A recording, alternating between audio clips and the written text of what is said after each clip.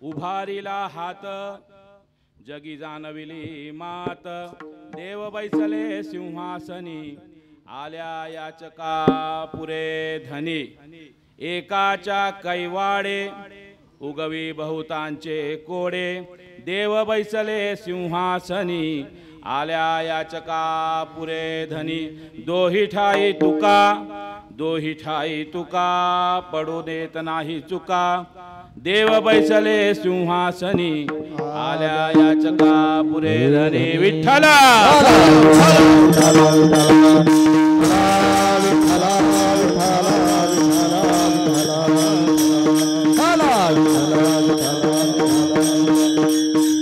नमिला गणपती माऊली नमिला गणपती माऊली नमिला गणपती माऊली गुरु राया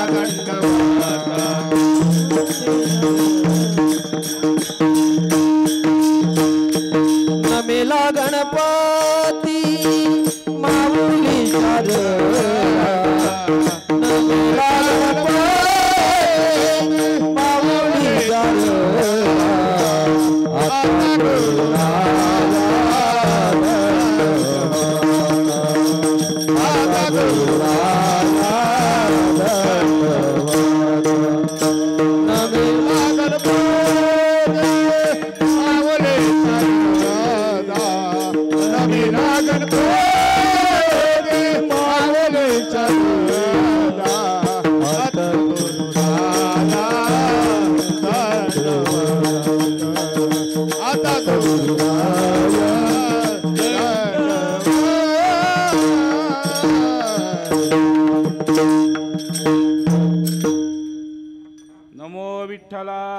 राजया पांडुरंगा नमो रुक्मिणी नमो ज्ञानगंगा नमो पुंडलिका नमो चंद्रभागा नमस्कार माझा रुक्मिणी पांडुरंगा पंढरीच्या देवराया पंढरीच्या देवराया दंडवत तुझे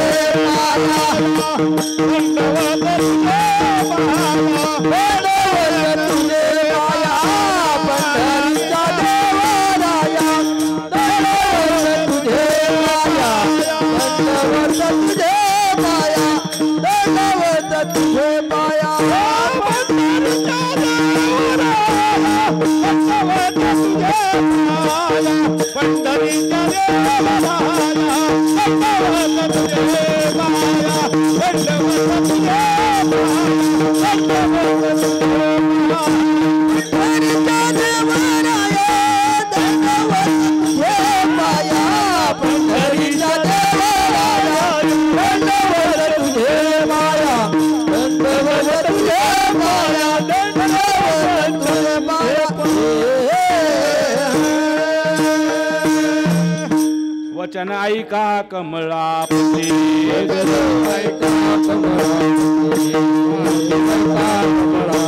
माझी रंगाची विनंती माझी रंगाची विनंती माझी रंगाची विनंती माझी रंगाची विनंती माझी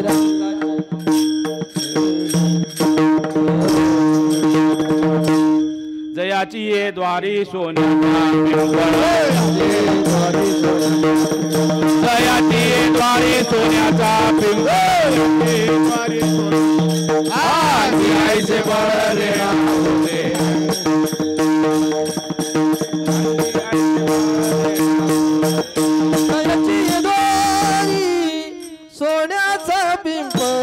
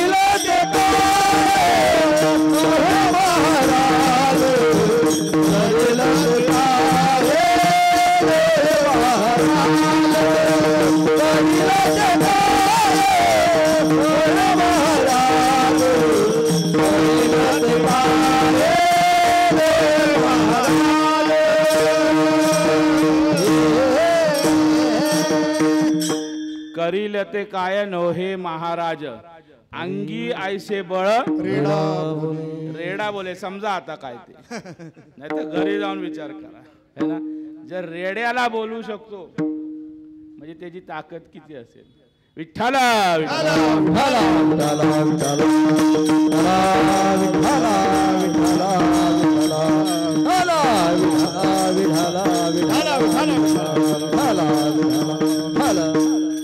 उभारिला हात जगी जानविली मात देव बैसले सिंहासनी आल्या याचका पुरे धनी विठ्ठल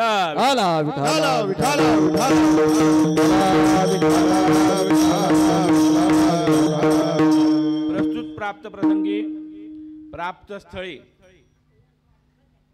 आजचा आपला हा दुग्ध शर्करा योग आहे म्हणजे दोन दोन योग एकत्र आले एक तर श्रावण मासानिमित्त आपण जो धार्मिक सोहळा आयोजन केलेला आहे त्यातील ही कीर्तन रूपी सेवा त्यातही आजचा दिवस म्हणजे आज या ठिकाणी भगवंताच्या मूर्तीची स्थापना झाली आई साहेबांच्या मूर्तीची स्थापना झालेली काल काय झालं काल आबांनी आपल्या सर्वांना सांगितलं की देव घरा आलंय पण तो आता त्याला दिलेल्या जागेवर शांतपणे बस आणि आज काय देव बैसले सिंहासन ह्याची घोषणा आपण करतोय उभारून कसं हात उभारून केलेली घोषणेला जास्त महत्व असतं एखादा मोठा नेता जरी बघा तो भाषण करत असताना त्याला जर एखादी घोषणा करायची असेल किंवा आपण एखाद्या मोर्चात जातो काहीतरी मागणी करता असेल किंवा इतर कोणत्या गोष्टी असेल तर आपण जेव्हा हात वर करून ती घोषणा करतो त्याला अधिक बळ येतं मग तुकोबाला या अभंगाच्या माध्यमातनं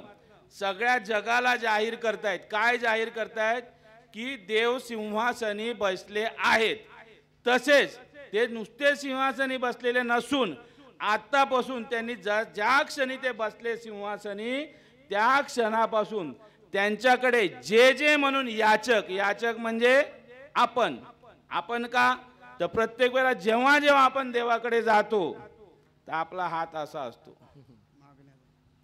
4 आण्याची साखर आपण चढवणार आणि 4 लाख रुपयाची वस्तू देवाकडनं घ्यायची आवळा देऊन कोहळा घेणे म्हणजे आपण याचक कधी आपण गेलोय आणि देवाला असं म्हटलेलं आठवतं काही देवा काय नाही मला पोट भरलेलं आज काय नको नाही रोज आपल्याकडे नवीन मागण्या असतात तर अशा येणाऱ्या प्रत्येक याचकाची मागणी देवानी पूर्ण करायला सुरुवात केलेली आहे त्याचप्रमाणे भगवंत जरी येण्यामागे एखादा भक्त कारण असेल परंतु त्याची कृपा आणि त्याचं प्रेम त्या एका भक्तापुरता मर्यादित राहत नाही पुंडलिकाने भगवंताला पंढरपुराला आणलं परंतु पुंडलिकाची प्रायव्हेट प्रॉपर्टी झाली का भगवंत तर नाही भगवंतानी फक्त पुंडलिकाचं कारण होतं, पण त्या ठिकाणी आल्यावर भगवंतांनी अख्ख्या जगावर कृपा केली. एकाच्या कैवाडे उगवी बहुतांचे कोडे. हे झाले 3 चरण. 4थ्या चरणात तुकोबाराय काय म्हणतात की आता काय झालंय, देवता सिंहासनी बसलेत, मी सगळ्यांना घोषणा केली आहे, परंतु आता माझं काम वाढलंय.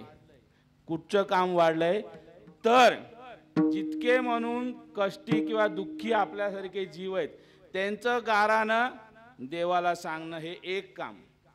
दुसरं, त्या गाराण्यांचं उत्तर भगवंतानी काय दिलंय किंवा त्यांना जो मार्ग दाखवलाय तो परत रिटर्न येऊन सर्वसामान्य जीवांना सांगणं. म्हणजे एक तर देवाजवळ गारानं सांगणं, परत देवाचा निरोप सामान्य जीवांकरता आणणं. म्हणजे 2 कामं मी 2 जिम्मेदाऱ्या निभावतोय. आणि याच करता तुकोबा काय म्हणतात, दोही ठाई तुका, म्हणजे दोन्हीकडे चुका आणि एकही चूक न हो देता तुकोबार आपली जिम्मेदारी किंवा आपलं कर्तव्य पार पाडतायत. विठ्ठल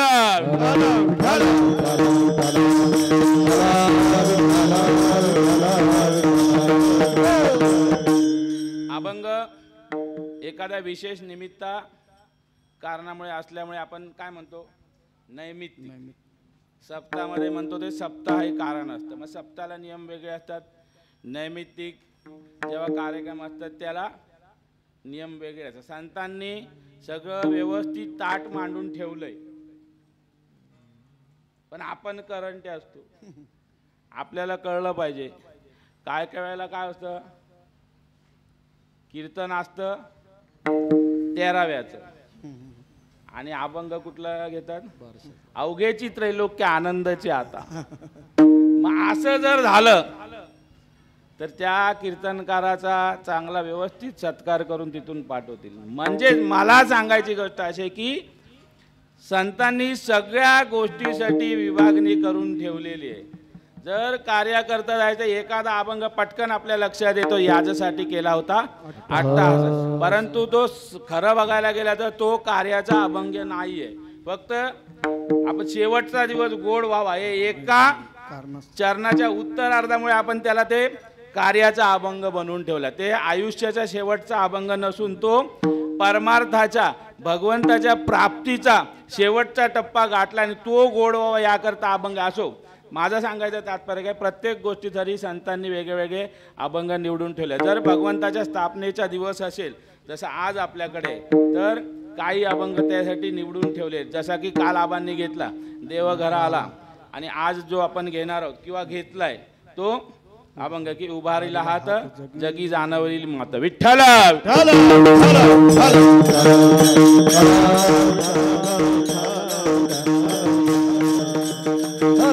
अभंगाचं सविस्तर निरूपण करण्यापूर्वी परिहार देणं गरजेचं असतं. परिहार आपण रोजच ऐकत असतो. तर या आदिनाथ विश्वेश्वर मंदिर त्याचप्रमाणे आदिनाथ क्रीडा मंडळ यांच्या संयुक्त विद्यमाने मंडळाचे सर्व ज्येष्ठ श्रेष्ठ सभासद कार्यकर्ते अध्यक्ष कमिटी या सर्वांच्या कृपा आशीर्वादाने आणि सर्वांच्या प्रेमापोटी आजची कीर्तनरूपी सेवा ही माझ्या वाट्याला आलेली आहे. कदाचित अनेक वर्षापूर्वी माझ्यासारखा एखादा अर्ध्या हळकुंडाने पिवळा झालेला कीर्तनकार म्हणा किंवा प्रवचनकार म्हणा नाथबाबांच्या नजरेत आला असेल आणि नाथबाबांनी त्याला बघून त्यांना सुचलं असेल, शिळा तांब्याचं बावलं केलं, शिळा तांब्याचं बावलं केलं,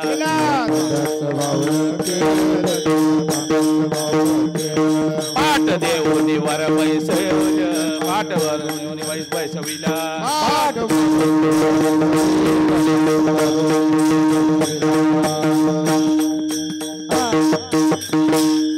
म्हणजेच आपल्याला काय वाटतं की दादाला भरपूर येतं, मग दादाला किती येतं ते दादाला माहिती असतं. पण तुमच्या सगळ्यांनी म्हणजे एखाद्या शिळ्या तांबड्याचं बावलं करून त्याला देवाची उपमा देणं, त्याला देवपदावर नेणं हे आपण करत असतो.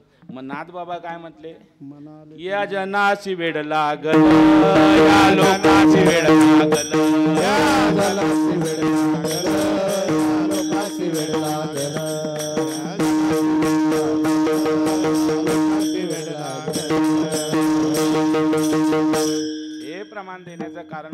एवढंच सांगायचं आहे की मी इथे उभा राहिलो तो खूप मोठा कीर्तनकार नसून तुमच्या केवळ आणि केवळ प्रेमापोटी मला ही संधी प्राप्त होते आणि दर 2 महिन्याने 3 महिन्यांनी एकदा मला संधी मिळत असेल. त्यामुळे कदाचित माझा स्वतःचा अभ्यास थोडा थोडा पुढे जात असेल. तुमच्या सर्वांचा आभार मानतो, या मंडळाचा आभार मानतो. तुमच्या सर्वांच्या चरणी नतमस्तक होऊन आपल्या आजच्या निरूपणाला सुरुवात करतो. विठ्ठल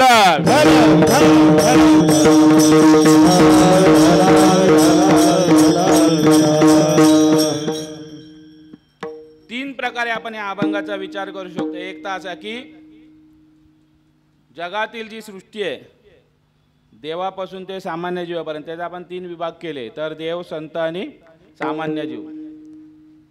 संतांना आणावं लागत नाही किंवा संतांनी यावंच असं संतांवर बंधन नाही. ते स्वतःच्या मनाचे मालक आहेत. त्यांना जेव्हा वाटेल तेव्हा ते येऊ शकतात. तेव्हा त्यांना जेव्हा वाटेल ते आपलं अवतार कार्य संपवू शकतात. अनेक आपल्याला उदाहरणं दिली. माऊलींनी जन्म घेतला किंवा अवतार घेतला आणि ज्या क्षणी त्यांना असं वाटलं, केवळ 21-22 वर्षाचं वय होतं, त्यांना वाटलं की आता बस झालं, माझं काम संपलेलं आहे. आयुष्यभर लोकांनी त्यांना छळलं, समाजाने त्यांची परीक्षा बघितली आणि ज्या वेळेस कैवल्य साम्राज्य चक्रवर्ती ही पदवी त्यांना प्राप्त झाली, एखादा तुमच्या आमच्यासारखा सामान्य माणूस असता तो उपभोग घेण्यासाठी त्या ठिकाणी थांबला असता. परंतु माऊलींना वाटलं की बस माझं कार्य संपलंय, आता मी संपवणार, माझं ह्याच ठिकाणी अवतार कार्य संपवणार. माऊलींनी 22व्या वर्षी अवतार कार्य संपवलं.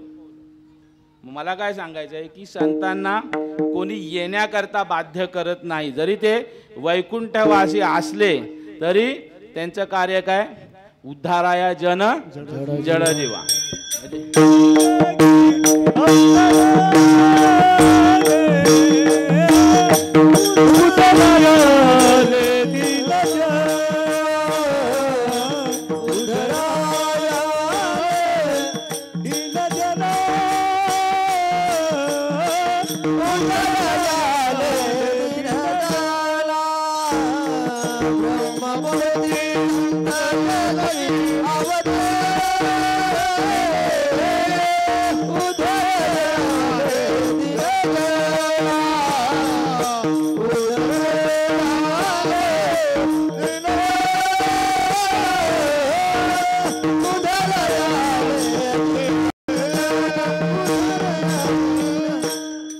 तुम्हा धराया कारण उद्धाराया जन जीवा. प्रत्येक प्रकारच्या जनाचा असेल, जडाचा असेल, जीवाचा असेल, उद्धार घेण्याकरता संत अवतार घेतात. आणि संत जेव्हा अवतार घेतात त्यांना काळाचं किंवा युगाचं बंधन नसतं. 4 युगांमध्ये संतांनी जन्म घेतला याचा दाखला आहे. कुठचा? चौयुगाचा भक्त नामा उभा कीर्तने, भक्त नामा उभा कीर्तने, मागे मागे डोले आवले उभे, मागे मागे डोले आवले उभे, भक्त नामा उभा कीर्तने, मागे मागे डोले आवले उभे, मागे मागे डोले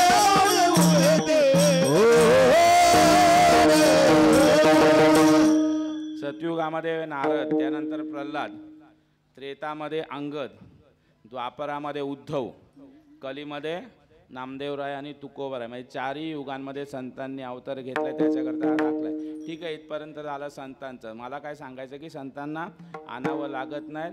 संत स्वतःच्या मनाने येतात आणि स्वतःच्या मनाने जातात. परंतु दुसरा वर्ग जो आहे तो आपल्यासारखा सामान्य जीवांचा. आपण मनात आणलं तर आलोय आणि मनात आणलं तर गेलोय असं होऊ शकत नाही. का? तर आपण कर्मगतीने बांधलेलो आहोत. आपल्याला येणंच आहे. कितीही टाळलं, कितीही विचार केलं, मला असं वाटलं की या जन्मात मी भरपूर पुण्य केलंय आणि मी काय आता हा माझा शेवटचा जन्म असेल, याच्या पुढे मी जन्म घेणार नाही, तर कोणाच्या बापाची ताकद नाही हे म्हणायचं. कारण केले कर्म त्याची भोग आले उपजल मेले से कीते उपजल मेले से कीते उपजल मेले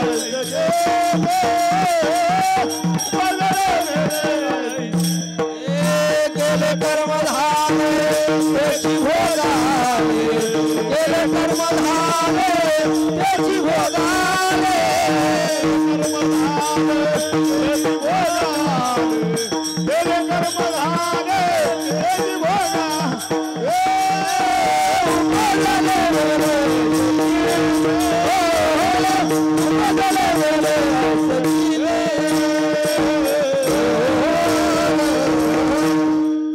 कर्मगतीने कर्म, कर्माच्या नंतर संचित, संचितानंतर प्रारब्ध, प्रारब्धाच्या नंतर भोग आणि भोग भोगण्याकरता जन्म.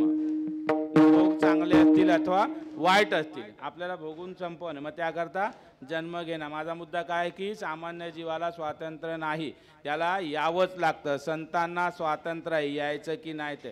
तिसरा आणि महत्त्वाचा जो मुद्दा आहे आजच्या करता, आजच्या अभंगाला जो जोडून आहे तो म्हणजे देव. देव स्वतःच्या मनाने येत नाही, देवाला काही पडलेलं नाही.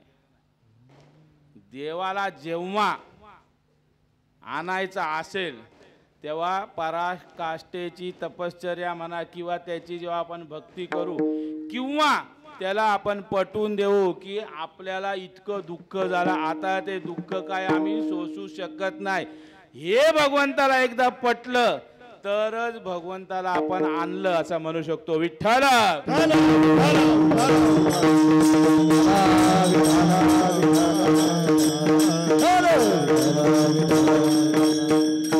आपण भगवंताचे जितके म्हणून अवतार बघतो, एक तरी अवतार असा आहे की भगवंताला असं वाटलं की आता मला कंटाळला, टाइमपास म्हणून एखादा अवतार घ्यावा, असं झालंय काय? त्याला कारण लागलंय. आणि सामान्याने जेव्हा तपश्चर्या केली असेल, आपलं दुःख भगवंताजवळ मांडलं असेल, तेव्हाच भगवंताने ठरवलं. आणि ते पण लगेच इन्स्टंट नाही की गेलो आणि हां माझं सांग चला मी येतो, तसं नाही. देवाने प्रत्येक वेळेला सांगितलंय की वत्सरूपी धेनू ब्रह्म्यापाशी जाय. मग ब्रह्म सगळा मोर्चा घेऊन भगवंताकडे जातो. भगवंताकडे गारानं सांगितलं की काय झालं, वाढविला बुडविला धर्म, अधर्म झाला फार, अशी स्थिती भगवंताच्या निदर्शनास आणून दिली. भगवंत त्यावेळेस सागरावर शेषाच्या शय्येवर झोपले होते. भगवंत तडकन उठून अवतार त्यांनी घेतला नाही. भगवंतांनी सांगितलं ठीक आहे, तुमचं मी ऐकलं, तुमचा अर्ज तुमचं ॲप्लिकेशन ऑफिसमध्ये आलेलं आहे, मी याच्यावर विचार करीन, नंतर माझ्यावर जेवढे म्हणून येणार आहेत त्यांची मीटिंग घेतो आणि मी योग्य वेळेला अवतार घेईन. विठ्ठल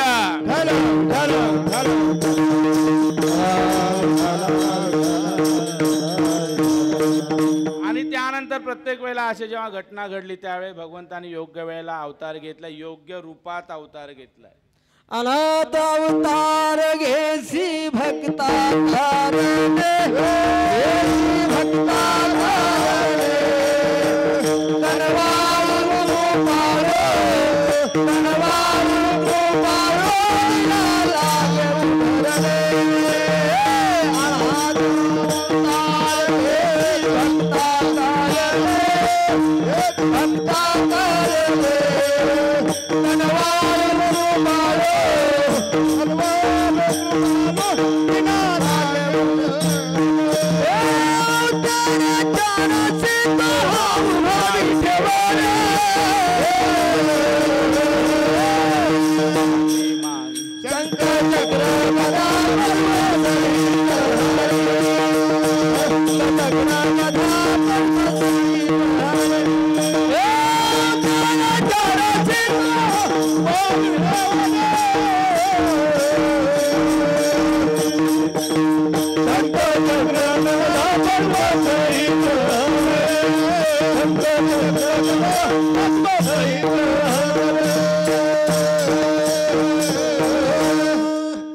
अवतारांविषयी पण आपण जेव्हा चर्चा करतो तेव्हा अनेक प्रश्न निर्माण होतात.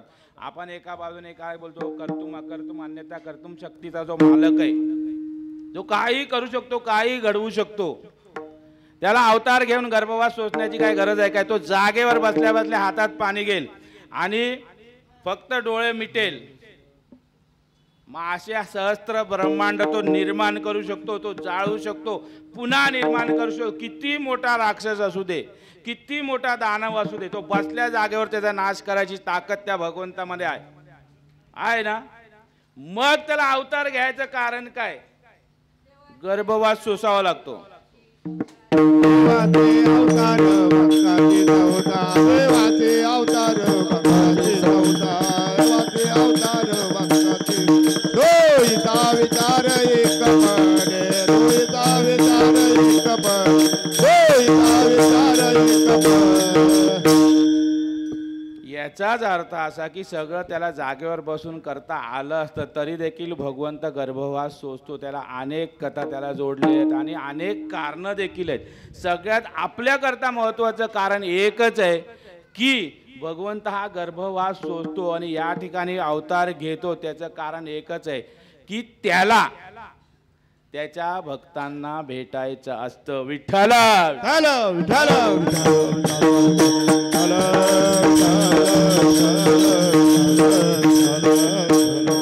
कारण काय, त्याला भक्ती खूप आवडत असते, त्याला भक्त खूप आवडत असते. इतकं आपण जर काकड्यातला जो दुसऱ्या मालिकेतले अभंग आपण वाचले तर आपल्याला कळेल की भक्तांकरता देवाने काय काय केलं.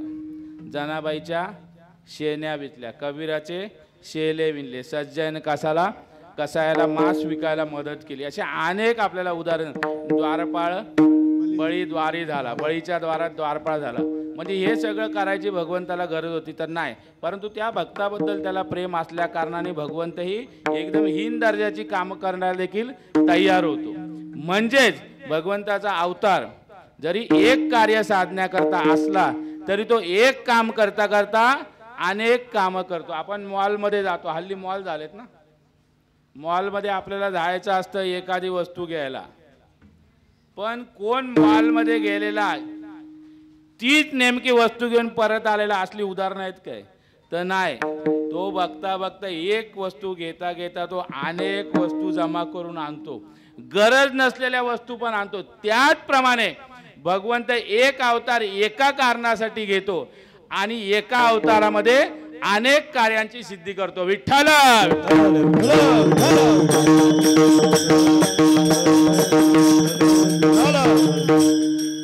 मग जर असं त्याच्या पुढचा प्रश्न असा निर्माण केला जातो की तुम्हीच सांगता, काय सांगता? विठ्ठल जळी थळी भरला, रीता ठावला उरला, पाहिला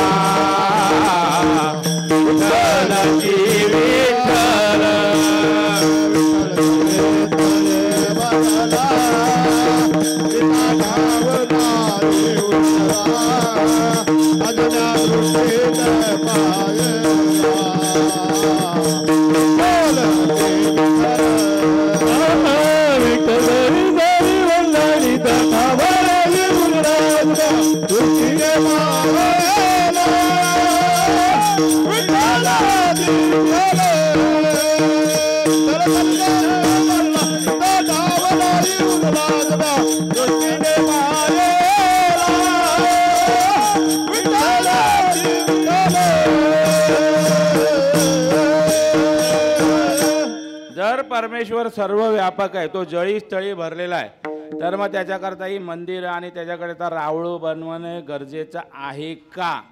तर याला व्यवहारातल्या भाषेत जर उत्तर द्यायचं झालं तर आपलं 10 बाय 10चं घर असो किंवा 1000 स्क्वेअर फीटचा फ्लॅट असो, आपण त्या घरामध्ये प्रत्येक गोष्टीकरता वेगळी जागा राखून ठेवली आहे.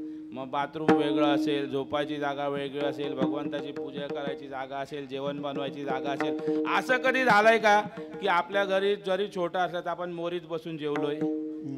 नाही ना. मग त्याचप्रमाणे भगवंत जरी सर्व व्यापक असला तर मंदिरं जेव्हा बनवली जातात तर विशिष्ट गोष्टींचं ध्यान ठेवलं जातं की त्या ठिकाणी तो विग्रह जेव्हा येऊन बसतो त्या मंदिरात तेवढं पावित्र्य राखलं जातं. त्या मंदिरात येणाऱ्या भक्तांच्या त्या भक्तीमुळे दगडालाही देवपण प्राप्त झालेलं असतं. म्हणून देवळं बनवणं गरजेचं आहे. विठ्ठल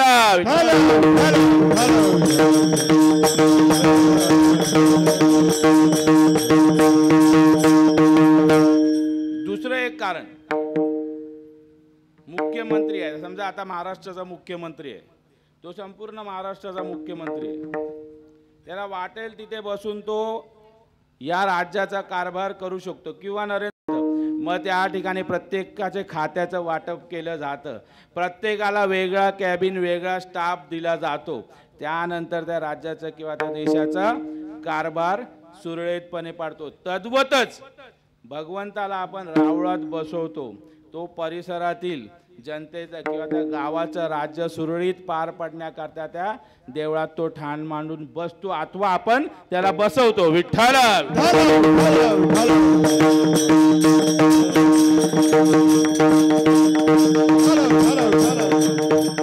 मग याच्या पुढचा प्रश्न असा निर्माण होतो, ठीक आहे इथपर्यंत मंदिरांपर्यंत ठीक आहे, परंतु एका बाजूने तुम्ही काय म्हणता, तुझं सगुण म्हणू की निर्गुण रे. निर्गुण रे, हे कोण म्हणतं, आपले संतच म्हणतात. आपणच विचार करतो की भगवंताला सगुण म्हणायचं की निर्गुण म्हणायचं. मग तुम्ही एका बाजूने असं म्हणता आणि दुसऱ्या बाजूने वक्रतुंड महाकाय सूर्यकोटी समप्रभ मग निर्विघ्नम कुरुमे देव सर्व. म्हणजे मला ते पुढचं नाही म्हणत, मला काय म्हणतात वक्रतुंड महाकाय. गणपतीचं वर्णन कसं केलंय, वक्रतुंड म्हणजे जी सोंड वाकडी आहे, महाकाय म्हणजे आवाढव्य शरीर आहे, लंबोदर आहे. मग गणपती असा आहे, तुम्ही बघितला होता का, नव्हता बघितला. शंकर भगवान असे आहेत, कोणी बघितलं होतं का. ब्रह्म्या असा आहे, कोणी बघितलं होतं का. हनुमंतराय नेमके माकडाच्या शरीरात किंवा माकडाचं रूप त्यांनी धारण केलेलं आहे, ते त्यांचं स्वरूप आहे. मग ह्याला कारण काय, जर तो सगुण आहे किंवा निर्गुण आहे तर मग त्याला अमुकच असं रूप धरायचं कारण काय. आणि तुमच्याकडे खात्री आहे का तो असाच होता म्हणून, तर त्याचं उत्तर असं आहे की मागणी तसा पुरवठा. त्या त्या काळाची गरज जशी जशी होती त्या त्याप्रमाणे भगवंतानी अवतार धारण केलं, हे एक कारण. आणि दुसरं कारण असं की भगवंताला आपल्या भक्ताचं ओझं उतरवण्याकरता त्या प्रसंगानुरूप अवतार धारण करावं लागलं. उदाहरण द्यायचं झालं तर सर्वात पहिला अवतार वेद नेले चोरुनी ब्रह्म्या आणुनी आदेश. दुसरं मनु महर्षींना प्रलयापासून वाचवायचं होतं. प्रलय म्हणजे पाणीच पाणी. मग पाण्यामध्ये वाचवण्याचं काम कोण करू शकतो, पाण्यामध्ये राहणारा जीवच करू शकतो.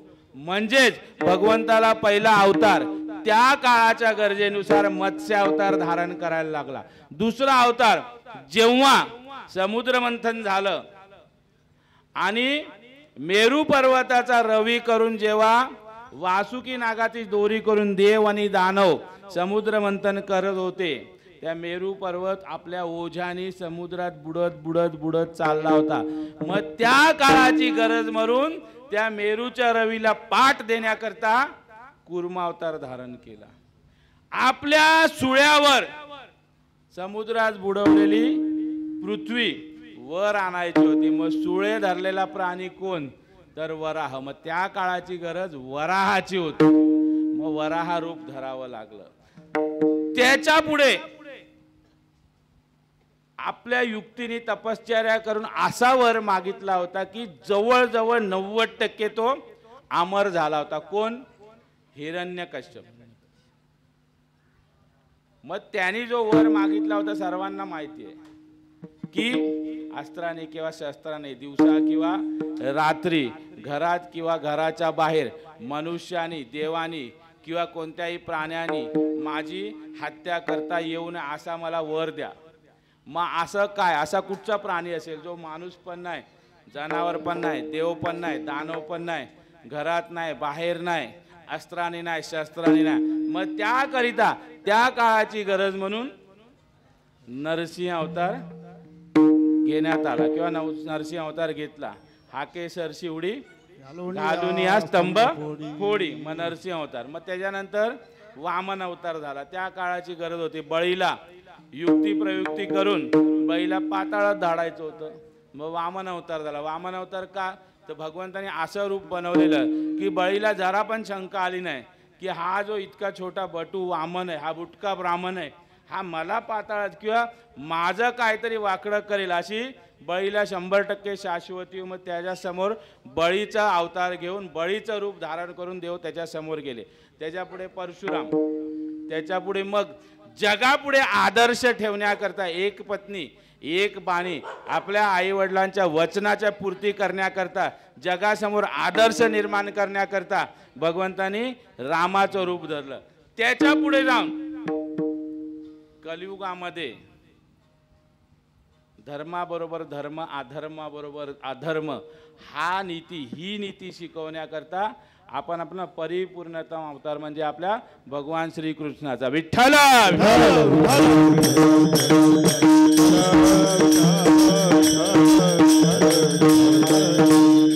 म्हणजे मी अवतारांची मीमांसा कशाला केली, कारण का आपल्याला बरेच लोक बोलत असतात की असाच तुमचा देव आहे का, तुम्हाला खात्री आहे का, तसाच आहे का, तर नाही. मग एक उदाहरण आपण देऊ. मी मगाशी बोललो हनुमंतरायाचं मी नाव घेतलं. हनुमंतरायाला हनुमंतरायाला आपण काय म्हणतो, रुद्राचा अवतार म्हणतो, शंकराचा अवतार म्हणतो. मग भगवंताला किंवा शंकराला अवतार घ्यायचा होता, त्याला माकडाचं शरीर धारण करणं गरजेचं होतं का, तर होतं. का? अंजनी माता कोण होती, केसरी वानराची पत्नी होती. मग तिने अत्यंत घोर तपश्चर्या केली आणि भगवंताकडनं वर प्राप्त करून गेला, मला बलवान असा पुत्र प्राप्त व्हा. परंतु एका माकडाची पत्नी माकडीनेच असणार, ती काय हेमामालिनी नसणार. मग तिच्या पोटी जो जन्म घेणार तो वानर रूपातच घ्यावा लागेल. मग वानर रूपात शंकर भगवानी रुद्र म्हणून हनुमंतरायाचा अवतार घेतला. हे एक कारण. त्याच्यापेक्षा महत्त्वाचं कारण आहे का, त्याबरोबर एक पुराणातील कथा आहे, ती थोडक्यात सांगतो. आपल्याकडे वेळ कमी, बरोबर 9:30ला संपवणार. ती कथा अशी आहे की एकदा एका राजाच्या मुलीचं स्वयंवर होतं. स्वयंवर खूप मोठं होतं. ती राजपुत्री जिचा स्वयंवर होती अत्यंत देखणी आणि सुंदर होती. आणि त्या स्वयंवराच्या जवळून नारद महर्षी चालले होते. नारद महर्षींनी त्या मुलीला बघितलं. त्यांच्या मनात, नारद महर्षी अखंड ब्रह्मचारी होते, परंतु त्या मुलीला बघून त्यांच्या मनात थोडी चलविचल झाली आणि त्यांना वाटलं की मी पण जर स्वयंवरात जाऊन उभा राहिलो आणि जर ही सुंदर अशी राजकन्या मला पत्नी म्हणून प्राप्त झाली तर किती म्हणजे फार चांगलं होईल किंवा माझ्या जीवनाचं कल्याण होईल. परंतु त्यांना माहिती होतं की ज्या स्वयंवरामध्ये मोठे मोठे राजे, देव, गंधर्व हे लाईनीत उभे आहेत, तिथे माझ्यासारख्या फाटक्या ब्राह्मणाचा नंबर लागेल का, तर लागणार नाही. मग त्याकरता काय, आपलं जे आराध्य दैवत आहे विष्णू भगवान, ज्याचे आपण जन्मभर ज्याच्या नावाचा जप करत आलोय, नारायण नारायण नारायण नारायण म्हणून आपण ज्याचा जप केला, नारायणा नारायणा नारायणा ओम नारायणा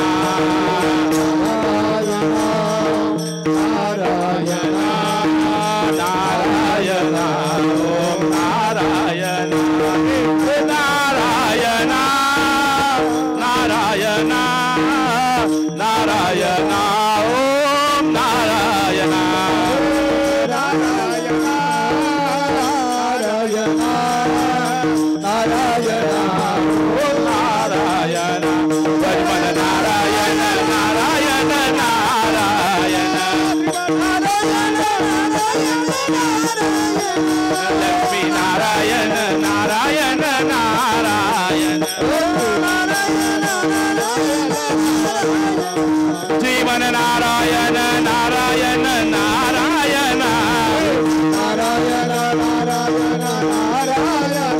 लक्ष्मी नारायण नारायण नारायण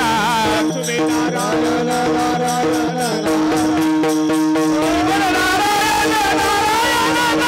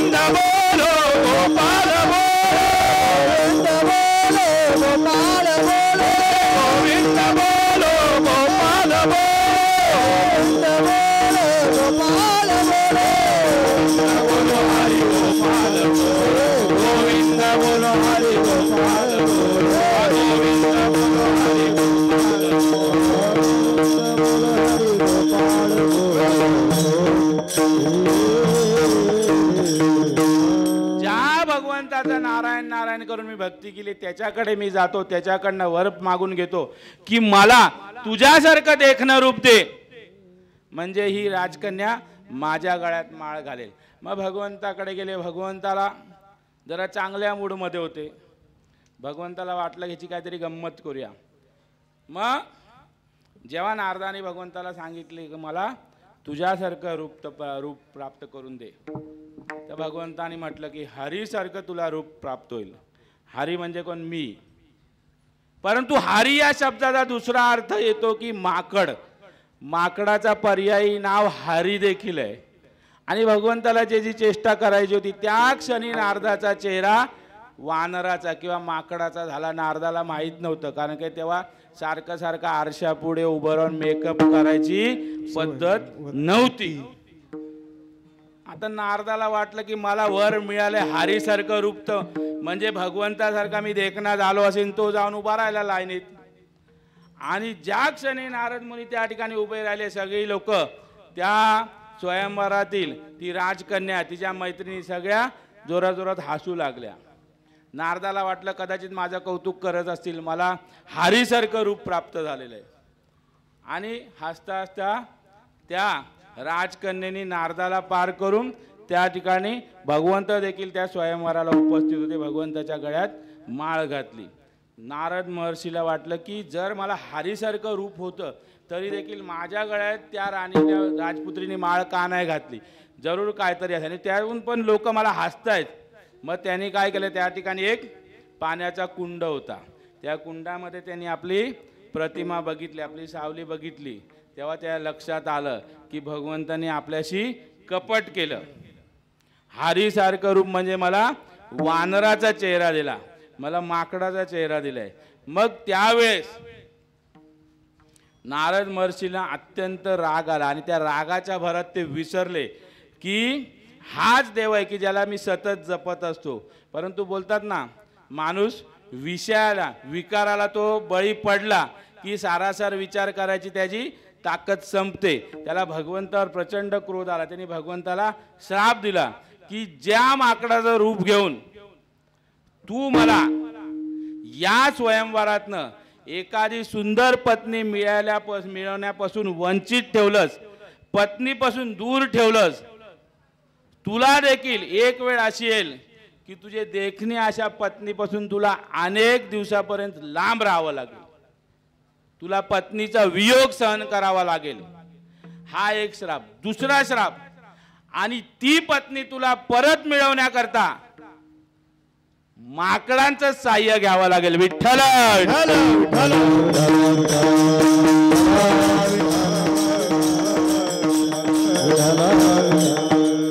नारद महर्षींनी श्राप दिला कोणाला? भगवंताला. आता तो श्राप भगवंताचं काही वाकडं करू शकेल की नाही ते भगवंताला माहीत होतं. परंतु आपल्या भक्ताचं वचन, मग तो आशीर्वाद असेल अथवा श्राप असेल, तो वाया जाता कामा नये. म्हणून पुढच्या जन्मात जेव्हा राम म्हणून त्यांनी अवतार घेतला तेव्हा भगवंतानी स्वतःच्या लीलेमुळे त्यांना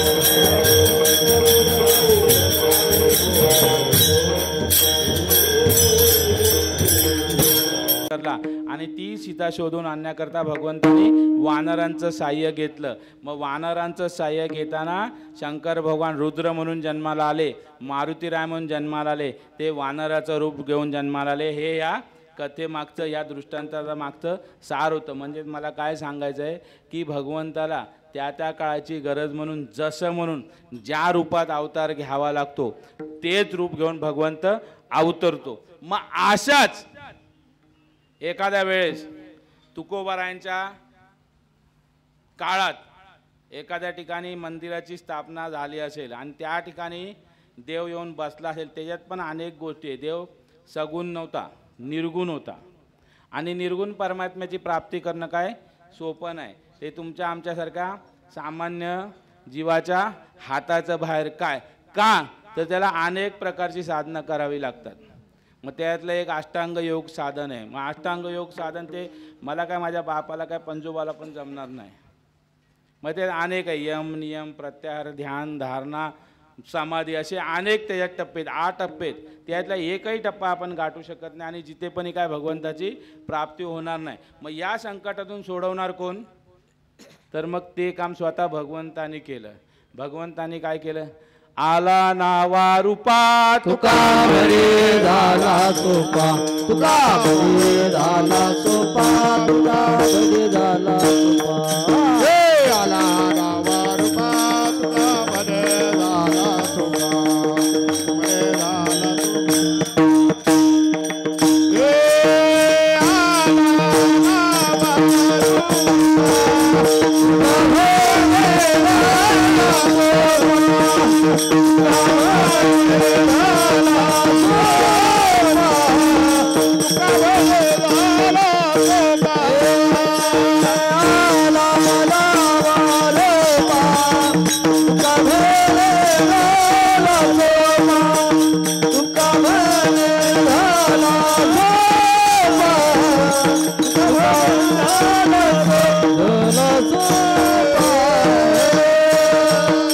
तुकोबाराय सर्वांना सांगतायत, ओरडून ओरडून सांगतायत की आला नावा रूपा.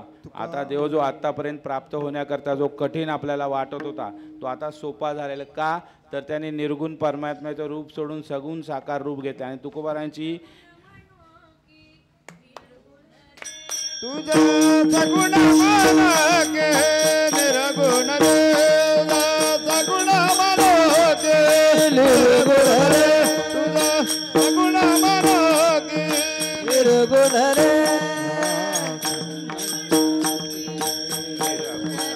तुझा सगुण म्हणो की निर्गुण रे, तुझा सगुण निर्गुण रे, सगुण मानके निर्गुण रे.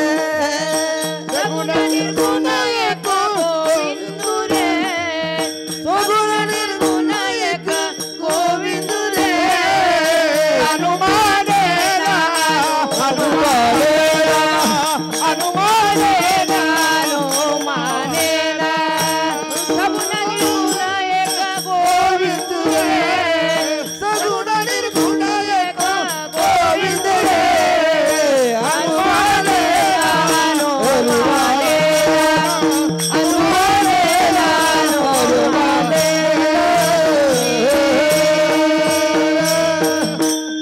सगुण म्हणू की निर्गुण रे, हा काही वेळा पूर्वीपर्यंत ही शंका होती की तुला सगुण, परंतु आता तुकोबाराय काय म्हणतायत की आला नावा रूपा तुका म्हणजे आला सोपा. आणि तुकोबारायांची घोषणा सर्वांनी ऐकली आणि ती घोषणा ऐकून या ठिकाणी राजेश महाराज जाधव उपस्थित झालेले. एकदा त्यांच्या जोरदार टाळ्या वाजून स्वागत करा. तर अशी घोषणा तुकोबाराय करतात. कसे करतात? त्या अभंगाचं पहिलं चरण. उभारीला हात, उभारीला हात, उभारीला हात, उभारीला हात, उभारीला हात, उभारीला हात,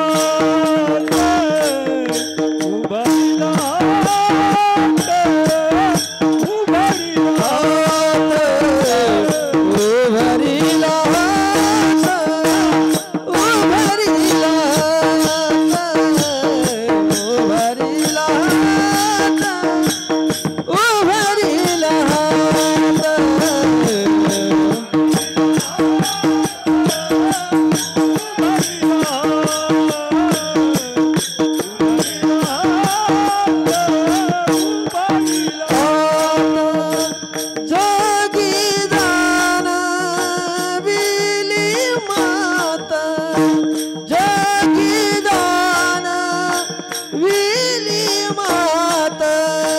देव बैसले शिवाचे कविटी मात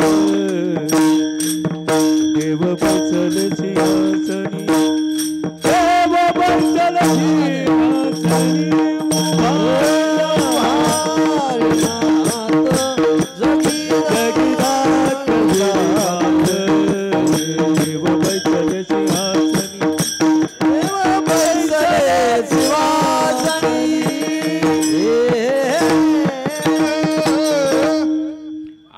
नाही. काय मग?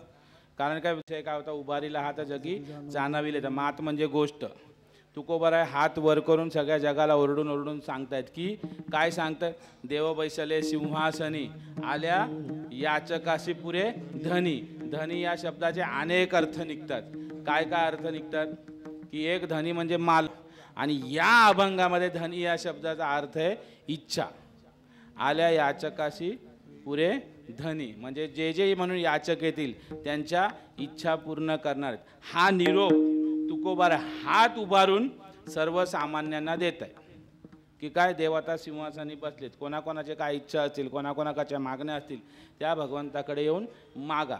मग हात उभारूनच का देतात, तर आज देखील जेव्हा दिंडीला आपण जातो, पायी वारीला जातो, तिकडे चोपदार असतात. चोपदारांना जी सूचना द्यायची असते ते हात एकदा वर केला, त्यांनी त्यांचा दंड वर केला, मग हजारो किंवा लाखो जरी लोक असली तरी असं म्हणतात, मी खोटं नाही ना, तर तुम्हाला वाटेल की बाबा लय पायी दिंड्या केलेत, तर मी एकही नाही केले, मी ऐकलंय म्हणून सांगतो. किंवा इतक्या वाजता सकाळी आपण या ठिकाणाहून प्रस्थान करणार, या सर्व सूचना देण्याकरता चोपदार हात वर करतात, म्हणजेच उभारीला हात. मग तुकोबारा या ठिकाणी हात उभारून आपल्याला निरोप देतात.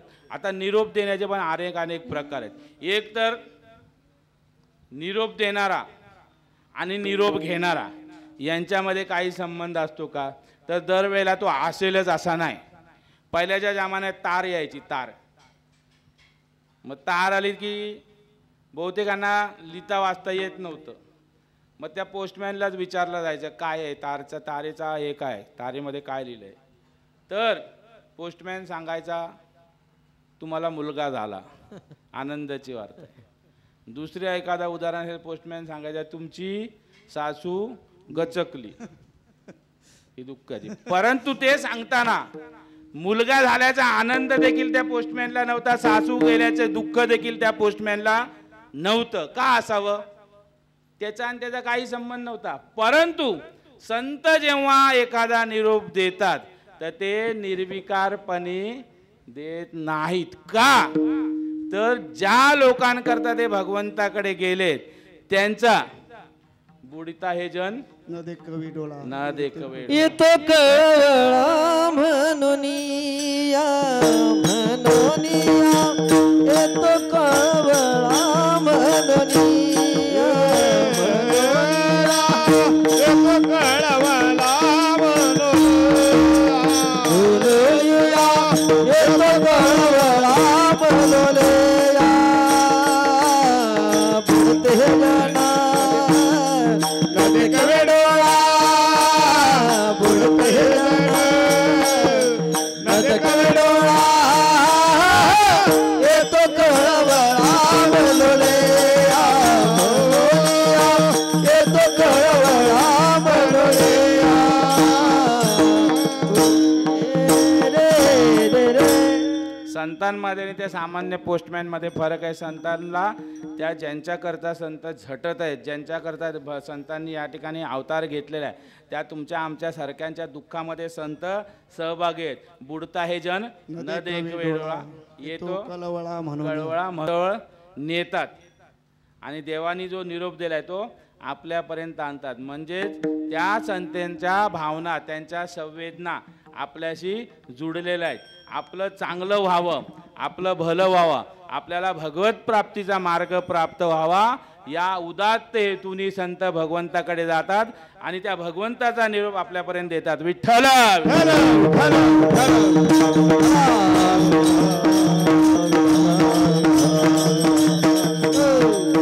मग जेव्हा संत भगवंताकडे जातात तेव्हा भगवंताची भूमिका काय असते की ज्याने मला इथे आणलं, की ज्या कारणामुळे मी इथे आलोय त्याच्यापुरता मी मर्यादित आहे का, तर नाही. भले कोणी पण असेल, पुंडलिक रायाने आणला असेल तरी मी पुंडलिक रायापुरता मर्यादित नाही. तर त्यांनी आणलं तरी त्या एकाच्या कारणामुळे, एकाच्या बहाण्याने, एकाच्या मुळे मी सर्व जगताचं कल्याण करेन. हेच अभंगाचं तिसरं चरण. काय, एकाच्या कैवाडे उगवी बहुतांचे कोडे. मग पुंडलिक रायाने जरी आणला असेल तरी मी फक्त पुंडलिकापुरता मर्यादित नाही, तर मी अख्ख्या जगाचं कल्याण करीन. खूप याच्यात विस्तार करू शकतो. माऊलींनी अनेक उदाहरणं दिलेली आहेत. माऊलींनी किती किती उदाहरणं दिली. एखादी गाय जेव्हा विते, गाईला वासरू होतं, तर गाय त्या वासरा करता दूध देते, परंतु त्या वासरापुरतं ते मर्यादित असतं का? तर त्या गाईचा जो मालक असतो वासराला जेवढं लागेल तेवढं दूध देतो आणि अख्ख्या घराला पुरेल इतकं दूध त्या गाईचं काढून घेतो. कारण कोण असतं? वासरू. आणि दूध अख्खं घर पितात. त्याचप्रमाणे पावसाबद्दल म्हटलंय की चातक नावाचा पक्षी आहे, तो चातक नावाचा पक्षी पावसा, हे माऊलींनी म्हटलंय, मी नाही म्हणत आहे. संजय शेट्टीला तेवढी अक्कल नाही, त्याचा वरचा मजला रिकामा आहे. चातक नावाचा पक्षी त्या पावसाची वाट बघत असतो आणि पाऊस त्या एका चातका पक्षीसाठी येतो, परंतु त्या चातकापुरता मर्यादित राहतो का? तर अख्ख्या जगाला तो हिरवळ देऊन जातो. असं म्हणतात कमळ जेव्हा झाकतं, रात्रीच्या कमळाच्या पाकळ्या बंद होतात आणि ते सकाळी दुसऱ्या दिवशी पण ते कमळाच्या पाकळ्या उघडाव्यात याकरिता सूर्य उगवतो. परंतु त्या कमळापुरता मर्यादित असतो का? त्या सूर्याचा प्रकाश फक्त त्या कमळापुरता असतो का? तर नाही, तो अख्ख्या जगाकरता असतो. म्हणजे एकाच कारण असतं पण त्याचा लाभ अनेकांना मिळतो. आणि सगळ्यात शेवटी माऊलींनी उदाहरण दिले ते अर्जुनाचे नि व्याजे, गीता प्रकाशुनी श्रीराजे. संसारा एवढे ओझे जगाचे फेडले जगाचे. गीता कोणाला सांगितली? भगवंतानी एकट्या अर्जुनाला सांगितली, एकट्यालाच सांगितली. भले तिकडे किती अक्षौहिणी सैन्य होतं, परंतु गीता केवळ अर्जुनाला ऐकू येत होती आणि त्या संजयाला कळत होती. संजय म्हणजे संजय शेट्टी नाही, दूरदृष्टी असलेला संजय होता, ज्याला व्यासांनी दूरदृष्टी दिली. कशा करता? त्या महाभारताचं वर्णन धृतराष्ट्रापर्यंत पोचावं म्हणून. हा संजय नाही, तो संजय वेगळा होता. त्याला नाही ते दिसायचं आणि ह्याला फक्त बायंगीन ताई दिसते. आला की बाय ताईच्या मागे लागलेला असतो, बरोबर ना होता. आणि अर्जुनापुरतं फक्त भगवंतानी गीता सांगितली, परंतु त्या गीतेची नंतर ज्ञानेश्वरी झाली आणि तिचं वर्णन असं केलंय की तिला गायीची उपमा दिली. आणि जसं गायीचं दूध सगळ्यांना पवित्र करतं, तसंही ज्ञानेश्वरी एका अर्जुनामुळे जरी भगवंतानी सांगितलेली असेल तरी ती अख्ख्या जगाच्या कल्याणाकरता उपयोगाला आलेली आहे. विठोबा रघुमाई, विठोबा रघुमाई, विठोबा रघुमाई, विठोबा रघुमाई, विठोबा रघुमाई, विठोबा रघुमाई,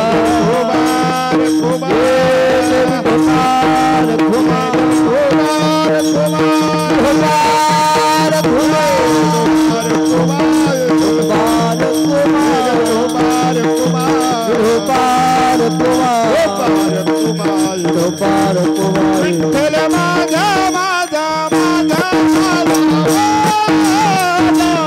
विठ्ठल माझा विठ्ठल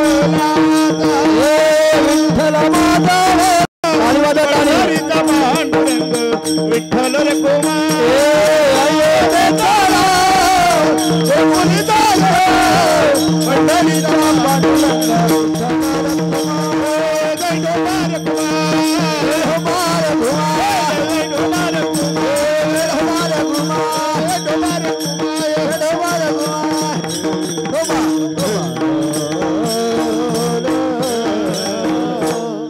हॉल खाली करण्याची तिसरी बेल झाली आहे. आता मॅनेजरकडनं 2 मिनिटं वेळ घ्यावी आणि आपलं शेवटचं चरण पण सोडवायचं.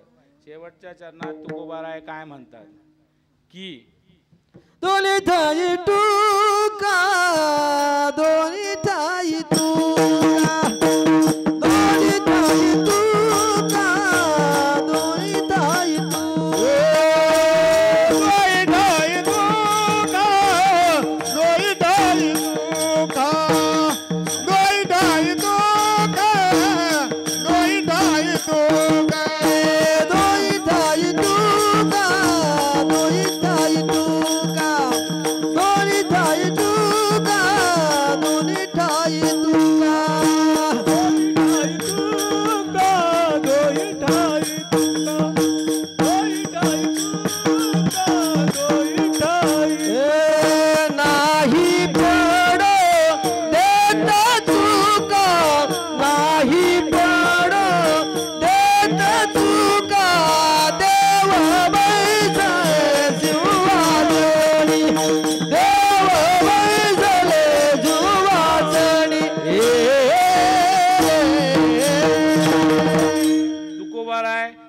गाराणी घेऊन देवाकडे जातात. गाराणी काय असेल, अनेकांच्या मागण्या असतील, अनेक प्रकारच्या मागण्या असतात. जेवढे जेवढे म्हणून माणसाचा प्रकार आहे तेवढ्या तेवढ्या त्याच्या मागण्या असतात. 4 प्रकारचे भक्त गीतेमध्ये सांगितले. एक अर्थ, अर्थार्थी, ज्ञानी आणि जिज्ञासू. हे गीतेमध्ये 4 प्रकारचे भक्त आहेत. 4ही प्रकारच्या भक्तांच्या मागण्या वेगवेगळ्या होत्या. एक अर्थ म्हणजे संकटकाळी फक्त भगवंताचा धावा करतो, मग भगवंताला धावून जाणं गरजेचं आहे. दुसरा अर्थार्थी, मग सुदामा ब्राह्मण दुःख दारिद्र्य पिढीला. मग सुदामासारखा ब्राह्मण ज्याला धनाची आवश्यकता असते, एक संकटकाळी आवाज देतो, एक धन हवं असेल तेव्हा आवाज देतो. तिसरा ज्ञानी, ज्याला ज्ञान हवं असतं, त्याला भगवंताकडे इतर काय पण ज्ञानी. एक जिज्ञासू, भगवंताचं स्वरूप जाणून घ्यायचं असतं. हा देखील एक प्रकार आहे. मग असे 4 प्रकारचे भक्त फक्त गीतेमध्ये, आणि अनेक हजारो करोडो प्रकारच्या भक्त आणि करोडो प्रकारच्या मागण्या असतील. त्या सर्व मागण्या भगवंताकडे न्यायच्या. मग भगवंताने त्या मागणींच्या बद्दल कसा पुरवठा केलाय ते परत येऊन त्या सामान्य त्या भक्ताला सांगायचं. हे काम कोण करतात? दोही ठाई तुका. मग तिकडे पण काम करायचं, तिकडचा निरोप कोण इकडे. मग 2 जिम्मेदारी पार पाडायच्या. म्हणजेच दोही ठाई तुका, नाही पडू देत चुका. ज्ञानेश्वर माऊली हरराज माऊली तुका ज्ञानेश्वर माऊली. हे ज्ञानेश्वर माऊली ज्ञानराज माऊली ज्ञानेश्वर माऊली. आ तुकाराम तुकाराम तुकाराम तुकाराम. हे तुकाराम तुकाराम तुकाराम तुकाराम. हे तुकाराम तुकाराम तुकाराम तुकाराम. आजचा खरोखर हा मंगल असा प्रसंग. या ठिकाणी देवाची आज प्राणप्रतिष्ठा झाली आहे. नुसती प्रतिष्ठा वेगळी असते, स्थापना वेगळी असते आणि प्राणप्रतिष्ठा वेगळी. सकाळी जे पूजेला होते त्यांनी भटजींकडनं ऐकलं असेल की नुसती कालपर्यंत किंवा सकाळपर्यंत ती मूर्ती केवळ दगडाची होती.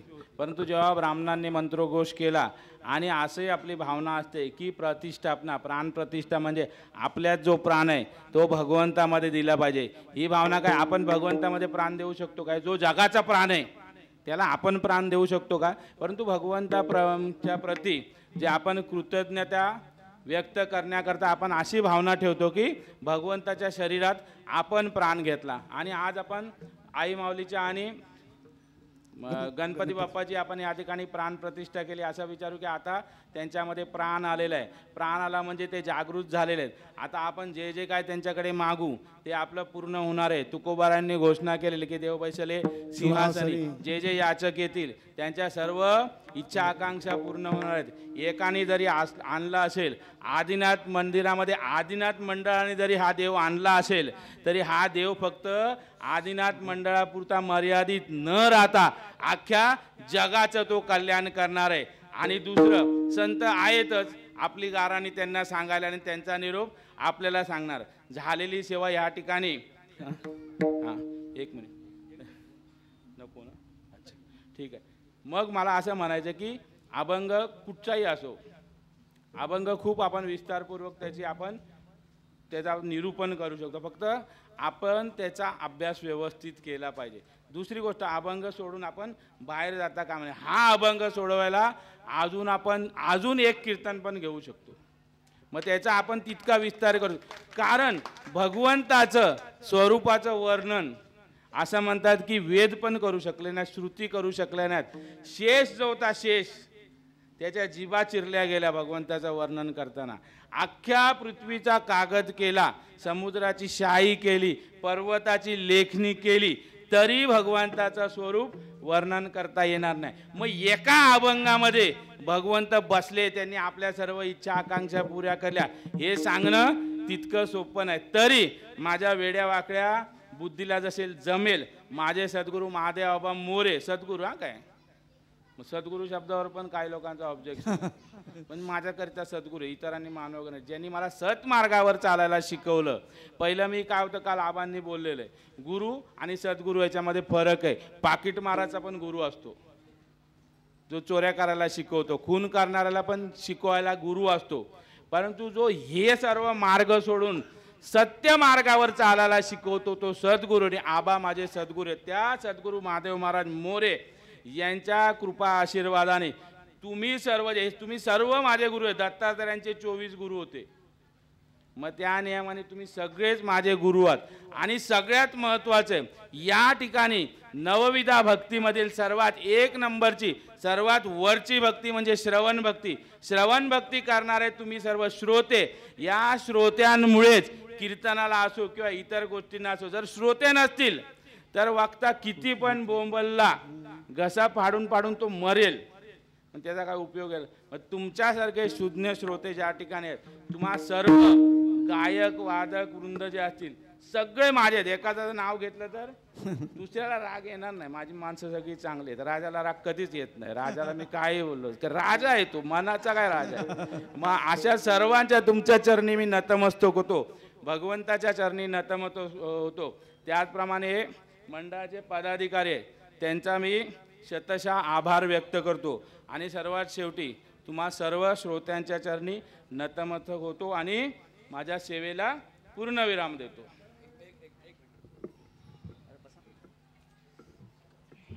काय होतं, जय विठ्ठल झाला ना का आपण सगळे उठायला लक्षच नसतं बरं का. आणि आज मला विशेषत्वानं असं वाटलं की आज वक्त्याविषयी बोलणं गरजेचं आहे. त्याचं कारण असं, उभारीला हात जगी जाणवेली मात हे तुकोबारांच्या अभंगावरती अतिशय सुंदर चिंतन. उत्तरोत्तर दादांची वैखरी आणि चिंतन या दोन्हीमध्ये मला असं वाटतंय अतिशय सुंदर असा भाव आणि सुंदर असं चिंतन या दोन्ही गोष्टी येतात. ते प्रत्येक वेळेला जाणवतात. ज्या वेळेला आता नवीन नवीन एक कीर्तन झालं, पुन्हा जसं ज्ञानेश्वरीचे गोवी आहे ना, अर्थ बोलाची वाट पाहे अभिप्रायो अभिप्राया ते विये भावाचा फुलोरा होत जाय मतीवरी.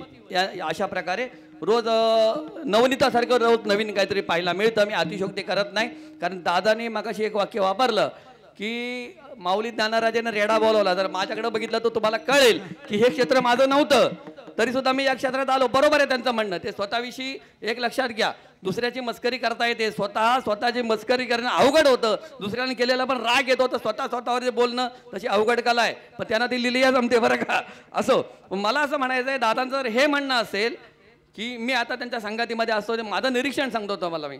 दादांचं जर हे म्हणणं असेल की माझ्यासारख्या रेड्याला बोलवला म्हणजे ही संत संगतीचा परिणाम आहे वगैरे या सगळ्या गोष्टी, त्याची दुसरी बाजू असं आहे की मुळामध्ये आवड असावी लागते. बहुत सुकृताची जोडी म्हणून ते नसेल तर हे सगळं हा योग घडून येत नाही. दादा कदाचित या जन्मी तुम्ही आतापर्यंत कदाचित तुम्ही म्हणताय त्याप्रमाणे या मार्गाचे नव्हतात, पण गतजन्मी काहीतरी चांगलं करून ठेवलं होतं, त्याचं फळ आज मिळतंय. त्यामुळे एकदा जोरदार टाळ्या होऊन जाऊ द्या दादांसाठी असं मला वाटतं. असो, त्याचबरोबर आज सकाळपासून कार्यक्रमांची पूर्ण रेलचेल होती. सकाळी पूर्ण आपली दिंडी निघाली, त्यानंतर महायज्ञ झाला, अनेक जण यज्ञाला बसले होते. मंडळाची ही सगळी मंडळी होती, मंडळाचे कार्यकर्ते होते. एक थोडंसं दुःख वाटतं की अध्यक्षांची अनुपस्थिती आज जाणवली. त्यांच्या तब्येतीच्या कारणाने ते ॲडमिट आहेत, त्यामुळे त्यांची अनुपस्थिती जाणवली. हा जो कार्यक्रम आहे ना महिनाभराचा दुग्ध शर्करा योग, दादाने बोलताना सुरुवातीला उल्लेख केला की महिनाभराच्या कार्यक्रमाची जी सुरुवातीची संकल्पना होती ती संकल्पना आपण अंमलात आणली. पहिल्या वर्षी प्रवचन, गेल्या वर्षी कीर्तन. मग कधी कधी गंमत अशी होते की कीर्तन म्हटल्यावरती ज्याला जमतं, ज्याला कीर्तन करता येतं अशाला चान्स देतो. मग प्रवचनकारांनी काय करायचं, ज्यांची इच्छा आहे ती. मग यावर्षी कीर्तन आणि प्रवचन, आणि याच्यापेक्षा वेगळा प्रयोग आपण असं करतोय की शेवटच्या वेळेला आपण काल्याच्या दुसऱ्या दिवशी आपण काय करतोय, शिवचरित्र ठेवतोय. म्हणजे सगळ्यांना संधी, कटनट यारे शुद्ध होऊन जा रे, किंवा यारे यारे लहान थोरे या नायाने, ज्याला जी जी आवड आहे त्यांनी या. कोणी प्रवचन, कोणी कीर्तन, शिवचरित्र सुद्धा या ठिकाणी आहे. असं सुंदर नियोजन आहे. दादा पूर्ण महिनाभर नियोजनामध्ये अतिशय सुंदर. आपण सगळेजण येतात. सगळ्यात महत्त्वाचं आज जी मंडळी उभी आहेत ह्या विशेष दिनानिमित्त या सगळ्यांचं ओम आदिनाथ विश्वेश्वर मंदिर आणि आदिनाथ क्रीडा मंडळ या सर्वांच्या वतीनं मी या सगळ्यांना धन्यवाद देतो, सर्वांचा आभार मानतो. श्रोतेगणांचे सुद्धा सगळ्यांसाठी सगळ्यांनी टाळ्या वाजवा, कोणा एकासाठी नाही. बरं, असं अतिशय सुंदर असं चिंतन झालं. सुरुवातीपासून हा कार्यक्रम, या कार्यक्रमाची सांगता हरिपात्र आबा कधी नसतात ना, तर त्यावेळेला म्हणजे सालेकर महाराज वगैरे हल्ली म्हणजे असं वाटतं की अतिशय सुंदर, म्हणजे ती रंगत आता कमी पडत नाही. आबाच्या संगतीत राहून राहून राहून राहून आता सालेकर महाराज सुद्धा तशाच प्रकारे हरिपाठ रंगवतात. त्यामुळं हे जोरदार टाळ्या सालेकर महाराजांसाठी.